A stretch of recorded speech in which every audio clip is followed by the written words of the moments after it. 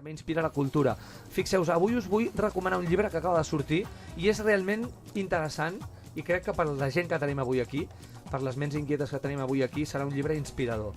És un llibre d'un home important, d'un gran empresari d'aquest país, es diu Cristian Rovira.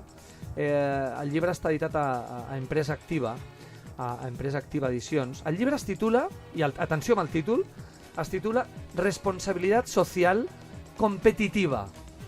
Responsabilidad Social Competitiva. Atenció, subtítol. Empresas que hacen bien su trabajo y el bien con su trabajo. Apunteu, Empresas que hacen bien su trabajo y el bien con su trabajo. Responsabilitat social competitiva.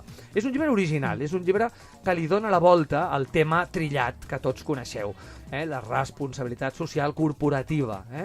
Què passa? Ell és crític, el Cristian Rovira, és crític amb la responsabilitat social corporativa perquè diu que moltes vegades no són més que campanyes de relacions públiques, no són més que cireretes del pastís i en definitiva són maneres de rentar, de dissimular males pràctiques empresarials.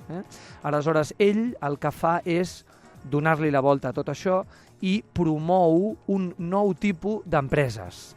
Empreses amb responsabilitat corporativa, naturalment, però també empreses altament competitives, accions que beneficien a societat, però també empreses amb resultats positius. Per tant, un llibre molt interessant, un llibre que trenca tòpics i un llibre que està destinat a ser no un best-seller, que vol dir 4 dies, sinó un long seller, d'aquests que duren molt de temps.